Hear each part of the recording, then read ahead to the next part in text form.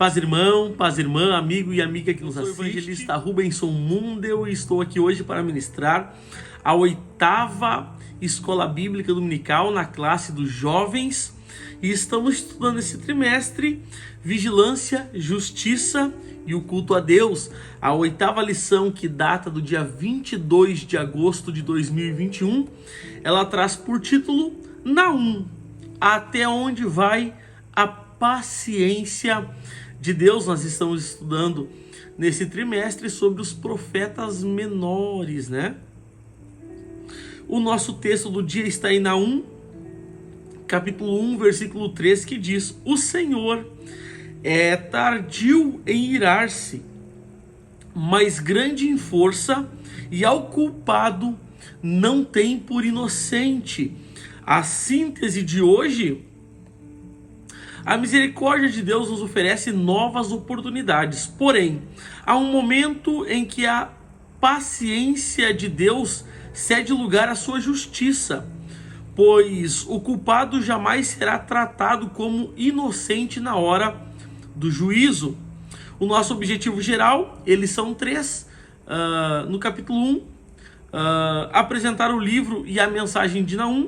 No capítulo 2, refletir sobre a natureza de Deus, seu amor, sua longanimidade, sua justiça e a sua ira.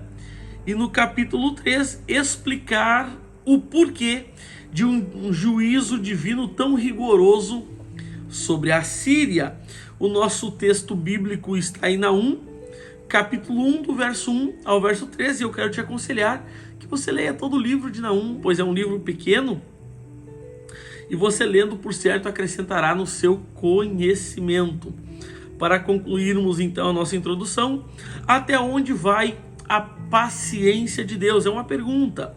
Deus concede aos seres humanos tempo e oportunidade para o arrependimento, e mais à frente eu quero te dar uma base bíblica que fala exatamente sobre isso.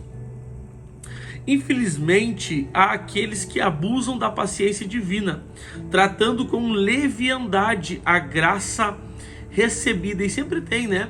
Aqueles que brincam com a bondade, com a graça e com a misericórdia do Senhor. Tal comportamento acendeu a ira de Deus. Não podemos esquecer que o amor de Deus caminha ao lado da sua justiça. Naum anunciou a Nínive o juízo divino. Deus estava cheio de furor e não trataria o culpado como o inocente, né? E mais para frente eu também vou te passar uma base bíblica, o porquê que Deus não tem o culpado por inocente. Está então o resumo da nossa introdução, e olha quanta coisa a gente vai aprender, olha quanta coisa a gente vai caminhar por dentro da lição nesse dia, nessa lição de número 8, uma lição especial de muito aprendizagem para todos nós. Eu quero adentrar agora os nossos tópicos e subtópicos, e como sempre, resumi-los de uma forma clara, prática e objetiva. E você que está sempre conosco, é muito bom tê-lo por aqui novamente. Você que está chegando agora ao nosso canal, por certo será um canal de bênção para a tua vida. Tópico 1, Naum. O tópico 1, ele tem 3 subtópicos, sendo o primeiro deles o Consolador. Naum significa consolador. Seu nome é mencionado na Bíblia uma única vez, justamente na introdução do seu livro. Sua profecia não apresentou julgamento para Israel, apenas transmitiu consolação. Ele consolou os seus compatriotas ao profetizar o fim da Assíria, o grande inimigo oriental do povo de Deus em sua época, né? A gente vai lembrar que o reino de Israel, né, também conhecido como o reino de Efraim, ou a tribo, ou o reino do norte, melhor dizendo, eles foram para o cativeiro assírio em 722, né, antes de Cristo. Com isso, aprendemos que a justiça de Deus apresenta uma duplicidade no seu efeito, pois é uma ferramenta de consolo para o justo e um instrumento de terror para o ímpio, né? Enquanto Jonas testemunhou a suspensão do juízo para os ninivitas, Naum previu a destruição deles. Então, né, Deus ele vai dar tempo para as pessoas para as nações, para os povos se arrependerem. E foi isso que Deus fez através de Jonas. Jonas, então, ele vai anunciar um juízo, e a Bíblia vai dizer que o povo vai se arrepender, desde o rei ao menor, até os animais, vão jejuar 3 dias, e o Senhor vai aplacar a sua ira naquele momento. Mas o povo voltou a fazer o que era mal aos olhos do Senhor, o povo voltou a praticar as práticas dos ímpios. Então a Bíblia diz que o furor do Senhor se acendeu novamente. Então Jonas, ele anunciando a palavra, o povo se arrependeu, mas uma vez tendo se arrependido, ele não permaneceu numa vida íntegra diante de Deus.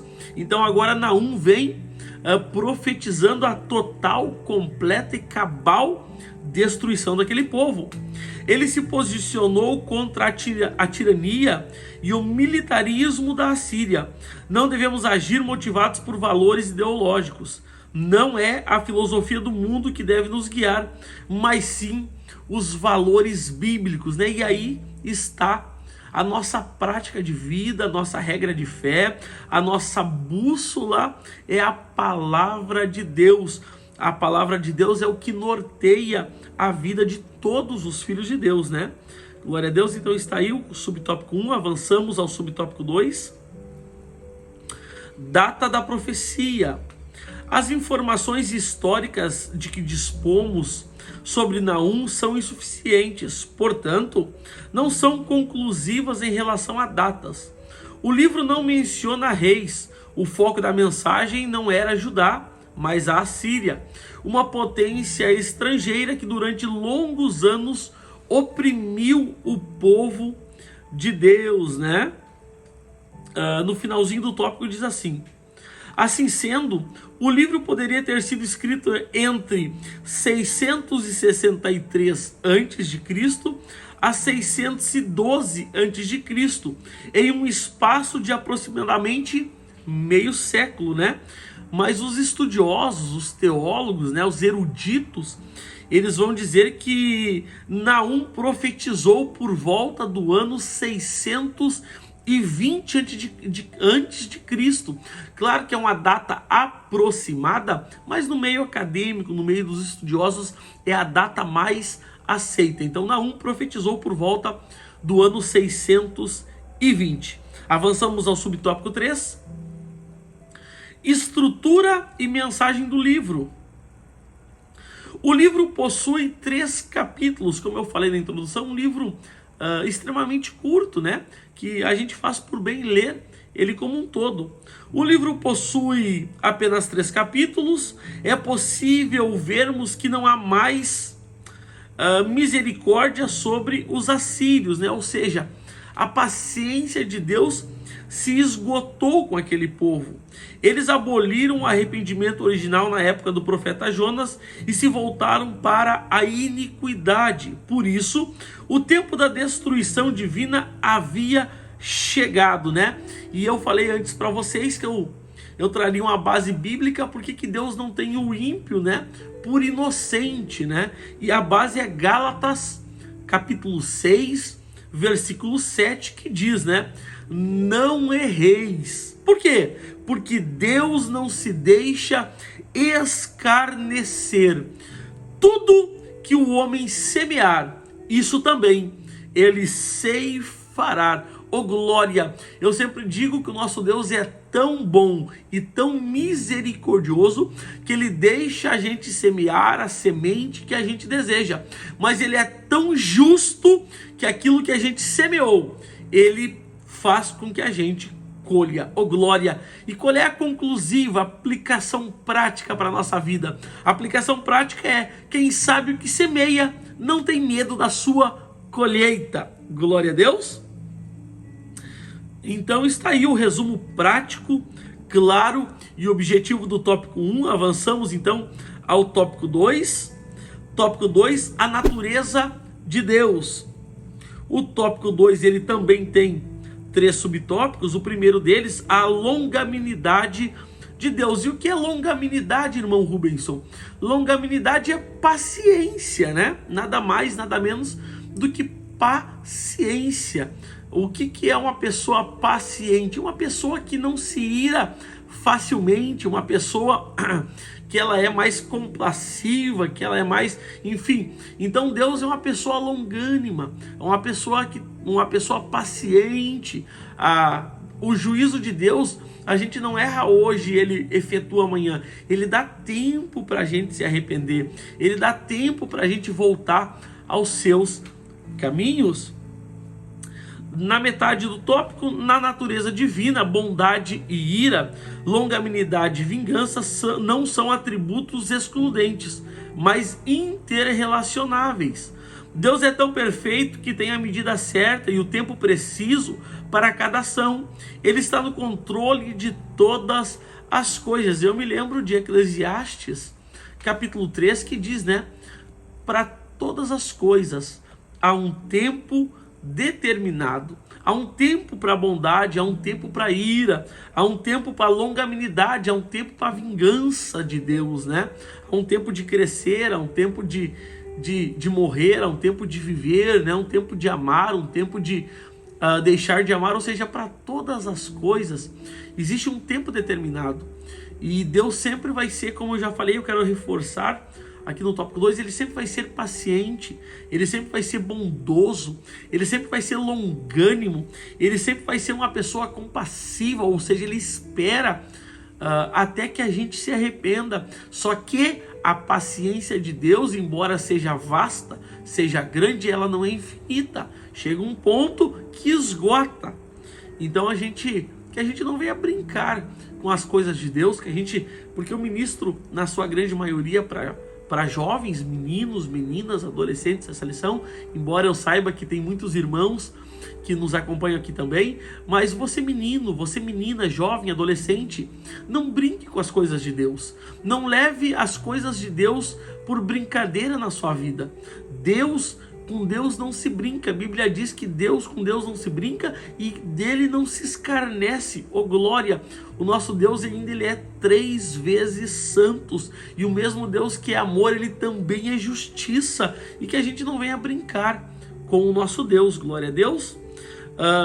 Todavia, a longanimidade de Deus não pode ser vista como impunidade, pois uma hora o fluxo da misericórdia é interrompido e os reservatórios da ira são abertos. A aplicação da ira divina não é precipitada, como já falei. Deus não comete injustiça, sua ira é derramada sobre o culpado e jamais penalizará o inocente, né? Por quê? Porque Gênesis capítulo 18, versículo 25 diz assim: pois não faria justiça o juiz de toda a terra. Oh glória, ele é o juiz de toda a terra, e ele age com justiça, ele age com misericórdia. Então, por mais que se demore nos nossos olhos a justiça de Deus vir sobre o ímpio, não se engane, a paga do ímpio está a caminho. A paga do ímpio para a sua vida de impiedade está a caminho. Não seja como Asaf. Asaf olhou e diz: mas o ímpio só comete impiedade e prospera. Mas ele diz: mas quando eu entrei no santuário, então eu entendi todas as coisas. Então que a gente possa compreender que Deus tem um tempo determinado para todas as coisas, que Deus não tem o culpado por inocente, e que uma hora a misericórdia, a bondade e a paciência de Deus, elas acabam. Subtópico 2: Deus amoroso e vingador. O livro de Naum nos ensina que Deus, além de ser amoroso, também é vingador. Sua graça não pode ser utilizada de forma leviana, né? A despeito de ser misericordioso, Deus não poupa o ímpio, antes confere à injustiça o devido tratamento, né? E eu sempre, como eu falei antes, eu quero repetir agora, a paga do ímpio chega. Irmão, demora, pode demorar, Deus é longânimo, Deus é paciente, Deus dá tempo de se arrepender, mas a paga dele chega. E Provérbios 29:1 diz: o homem que muitas vezes é repreendido e endurece a sua cerviz, o que é isso? O seu coração, de repente será destruído, sem que haja para ele cura. Então, note, o ímpio, ele é repreendido uma, ele é repreendido duas, ele é repreendido três, ele é repreendido cinco, mas de repente vem sobre ele, a destruição, e não há mais para ele esperança. Glória seja dada ao nome de Jesus. Muitos concebem erroneamente o amor de Deus como uma bondade natural permissiva, porém o amor de Deus é rigidamente justiça. E foi por esse motivo que Cristo morreu, A Bíblia diz: aquele que não poupou nem mesmo o seu próprio filho, Então a gente não pode levar as coisas e tratar as coisas de Deus com leviandade, Mas devemos tratar de forma séria.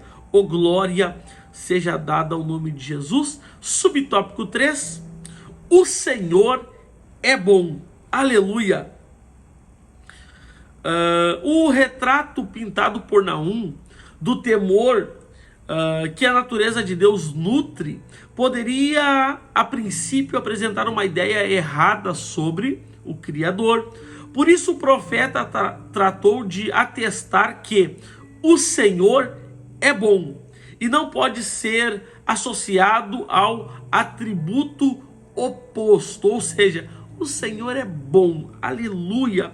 A bondade nesse caso não está apenas em contraste com o mal, mas também contra o mal. Se não fosse assim, a bondade resultaria em omissão e seria falha. Por quê? Porque omissão é pecado, Omissão é uma forma de pecado. Isso está na Bíblia? Está na Bíblia. Tiago capítulo 4, versículo 17, que diz: aquele que sabe fazer o bem e não o faz, comete pecado. Glória!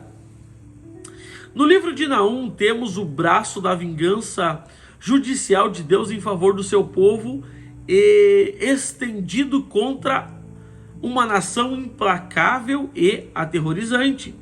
As ações horríveis da Síria não ficaram impunes diante da justiça divina. Como sabemos, a hora em que a misericórdia de Deus for trocada pela ira divina na aplicação da justiça, glória, não sabemos. Por isso devemos então andar em retidão, Então está aí um alerta muito sério da parte de Deus. A gente não deve andar, que nem andam os ímpios, Mas a gente deve andar, em retidão, em novidade de vida. A Bíblia diz que aquele que está em Cristo, nova criatura é. As coisas velhas passaram e eis que tudo se fez novo. Glória a Deus. E o que o cristão deve fazer? Ele deve temer ao Senhor, E como é que o cristão teme ao Senhor? A Bíblia diz que o temor do Senhor é o princípio da sabedoria. E o que é temor do Senhor? Provérbios 8:13 diz: o temor do Senhor é odiar o mal, a soberba e a arrogância, o mau caminho e a boca perversa. Então, o que é temer o Senhor? Temer o Senhor é odiar o que o Senhor odeia e amar o que o Senhor ama. E o que o Senhor odeia? O Senhor odeia o mal, o Senhor odeia a soberba e a arrogância. Glória a Deus. Está então o resumo prático, claro, bem objetivo do tópico 2. Avançamos agora ao subtópico 3. Subtópico 3, os pecados da Síria, até onde vai a paciência de Deus. O tópico 3, ele tem 3 subtópicos. O primeiro deles, ganância e injustiça. A palavra de Naum era muito dura, mas operava em conformidade com os pecados daquele povo. Nínive era uma cidade cheia de mentiras e roubos. Os acordos e tréguas com as nações próximas eram quebrados e as palavras descumpridas. Na busca pela ganância, muitas pessoas se apostataram da fé, atraindo maldições sobre si. Quando se cultua o materialismo, os princípios espirituais e os valores morais são ignorados.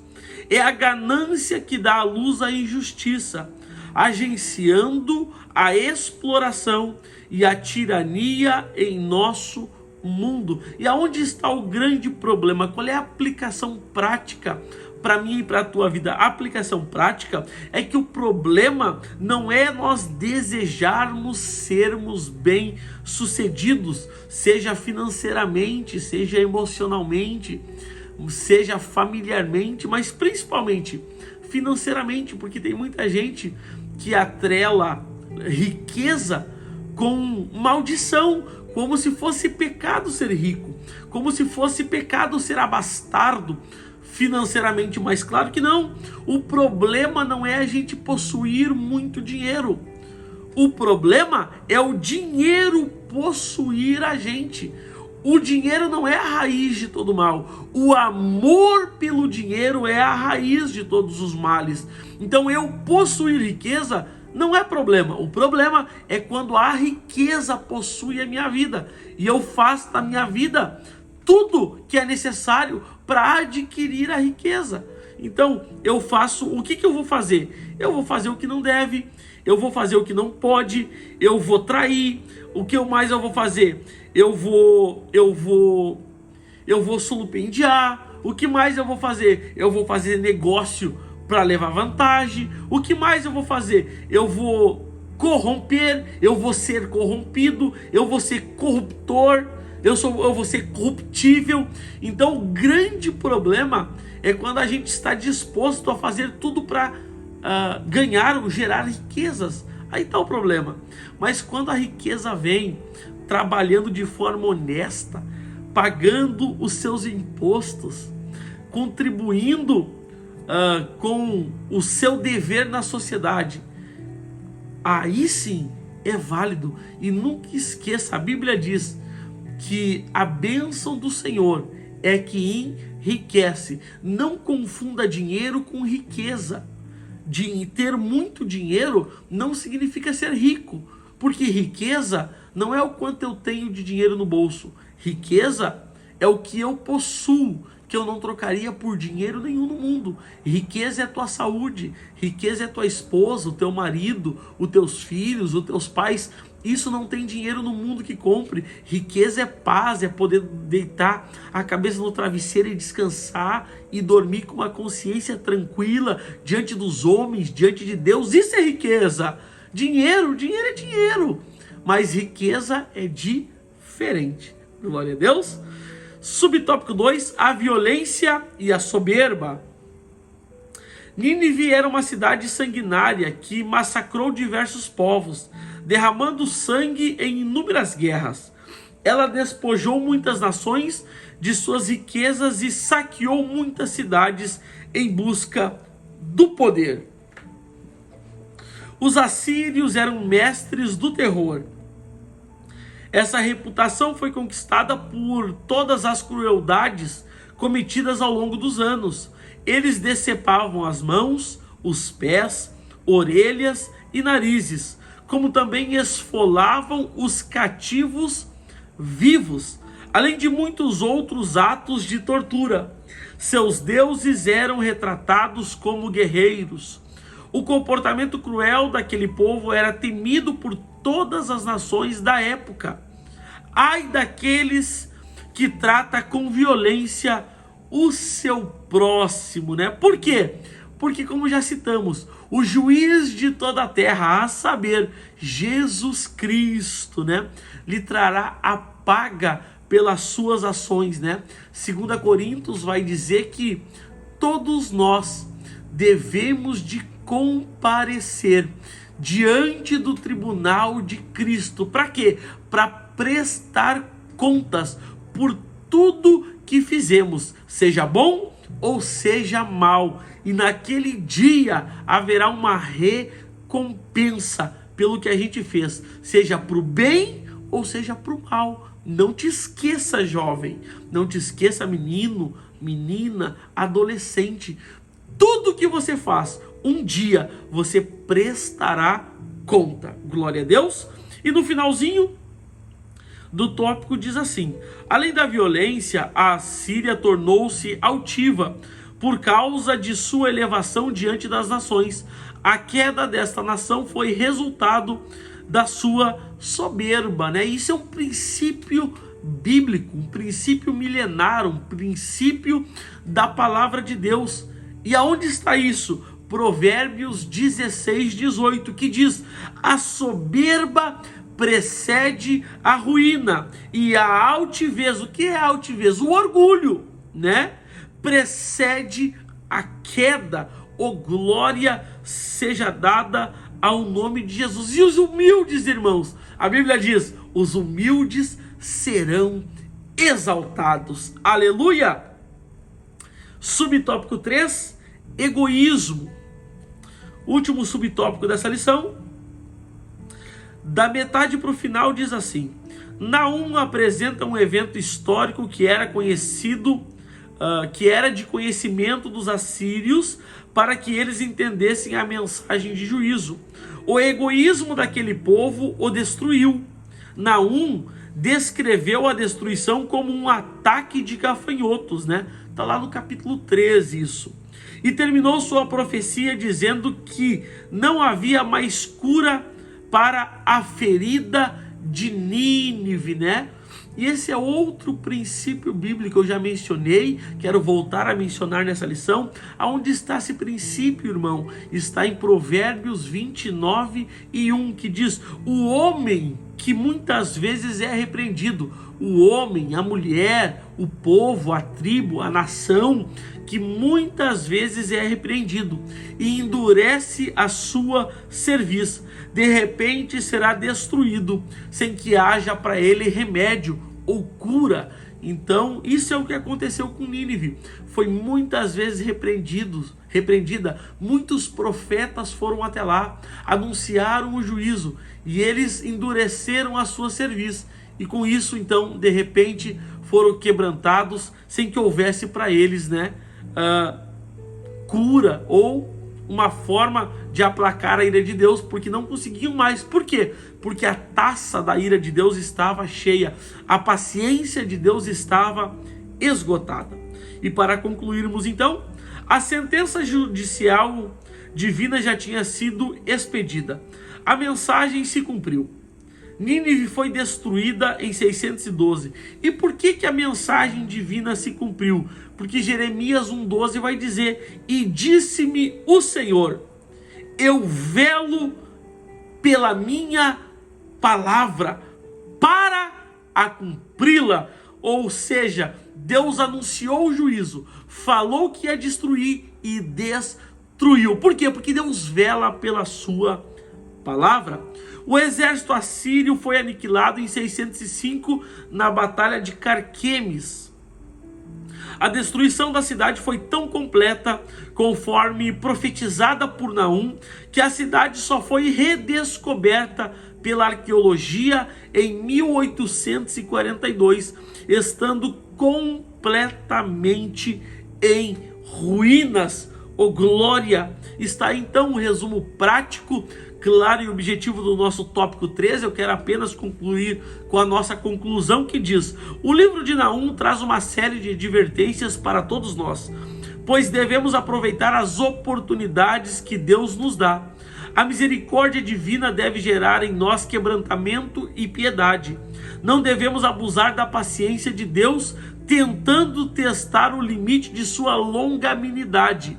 Brincar com a misericórdia é o mesmo que rejeitá-la, optando pelo pecado. No tempo estabelecido por Deus, todos aqueles que perseveraram na prática do mal experimentarão a ira de Deus, oh glória. Mas eu quero te lembrar, você, quem sabe que está me assistindo, quem sabe você que ainda não é crente, não é evangélico, que ainda não aceitou a Jesus, e você leva uma vida de impiedade, com práticas erradas, fazendo o que não se deve, fazendo aquilo que é contrário à palavra do Senhor. Você pode estar pensando: meu Deus, a misericórdia de Deus já não vai mais me alcançar, a ira de Deus vai vir sobre a minha vida. Não, eu tenho uma palavra para você.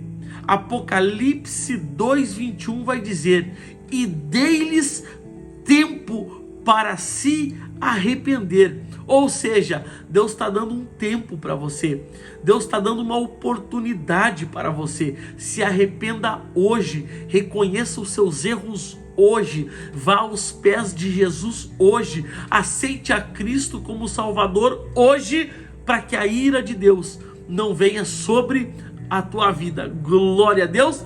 Então está aí o resumo prático, claro, e objetivo da lição de número 8.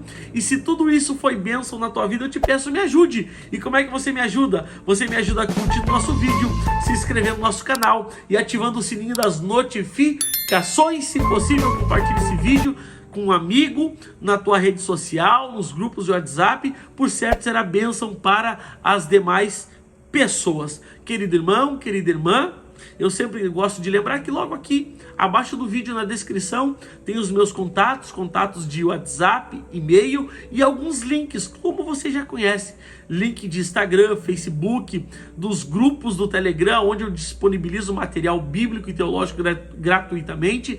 Me segue no Instagram, entra para os grupos do Telegram e tu terá acesso a todo o material que eu disponibilizo na internet de forma rápida e gratuita. Querido irmão, irmã, adolescente, jovem que me escuta, o desejo da minha alma é que Deus te abençoe, que Deus abençoe a tua vida, que Deus abençoe a tua saúde, que Deus abençoe a tua família, que Deus abençoe o teu celeiro, que Deus abençoe a obra das tuas mãos, e aonde você botar o pé, que Deus te dê por herança. Até a próxima videoaula. Graça e paz.